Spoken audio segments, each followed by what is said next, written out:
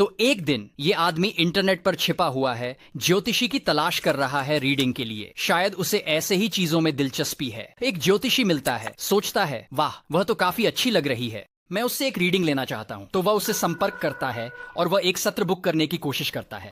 लेकिन दुर्भाग्यवश उसके लिए यह ज्योतिषी केवल महिलाओं के साथ सत्र बुक करती है। पुरुषों संग सत्र करती है तो वे उसे परेशान करने की कोशिश करते हैं।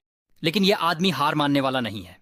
वह इस महिला का ध्यान आकर्षित करना चाहता है, तो वह अपनी एक महिला दोस्त को उसके साथ एक सत्र बुक करने कहता है। और महिला दोस्त एक सत्र बुक करती है, ज्योतिषी से मिलती है और कहती है मैं ईमानदार रहूंगी, मैं यहाँ केवल इसीलिए हूँ क्योंकि मेरे दोस्त ने मुझसे आने कहा। वह सच में एक अच्छा आदमी है, वह सच में तुम्हें जानना चाहता है।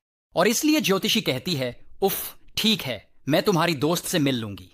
और आखिरकार वे व्यक्तिगत रूप से मिलते हैं। अब उस आदमी का नाम बिश है, लेकिन हम उसे बस बिश ही कहेंगे।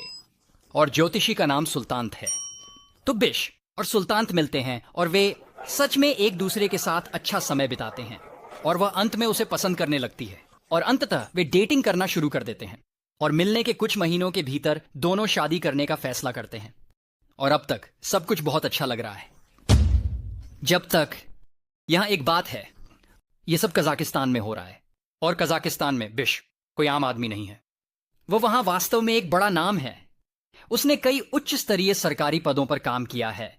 वह राष्ट्रीय अर्थव्यवस्था के मंत्री थे, तो मूल रूप से वह कजाकिस्तान की अर्थव्यवस्था के प्रभारी थे। लेकिन फिर उसे रिश्वत लेने के लिए दोषी ठहराया गया और 10 साल की जेल की सजा सुनाई गई। लेकिन मुझे लगता है कि वह उस समय कजाकिस्तान के राष्ट्रपति के साथ दोस्त था। तो 2 साल और 6 महीने की जेल के बाद राष्ट्रपति उसे माफ कर देते हैं और वह बाहर आ जाता है। मेरा मतलब है बिश एक बहुत ही अच्छे संपर्क वाले आदमी हैं। वह एक बहुत ही नियंत्रक आदमी भी है। तो खैर, बिश और सुल्तान शादी कर लेते हैं और लगभग तुरंत ही उसका नियंत्रक पक्ष बाहर आने लगता है। जैसे वह बहुत ही जलन करने वाला है। वह उसे उसकी पसंदीदा ज्योतिषी की नौकरी छोड़ने के लिए मजबूर करता है और उसे किसी और नौकरी करने से मना कर देता है। वह उसे उसके दोस्तों और परिवार से अलग करना शुरू कर देता है। और इसे और भी बुरा बनाने के लिए बिश उसके साथ शारीरिक रूप से भी हिंसक होने लगता है। जैसे वह हिंसक हो जाता है अक्सर और बहुत। और उसके परिवार को पता है और उसके दोस्तों को भी पता है। और सुल्तान कभी कभी अपने भाई को बिश द्वारा लगाए गए सभी चोटों की तस्वीरें भेजती है और वह उसे बताती है कि बिश इसके लिए जिम्मेदार है।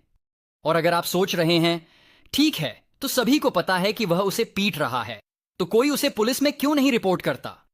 तो बस यह ध्यान में रखें कि कजाकिस्तान में इस समय घरेलू हिंसा को दुनिया के अन्य स्थानों की तुलना में बहुत अलग तरीके से देखा जाता है।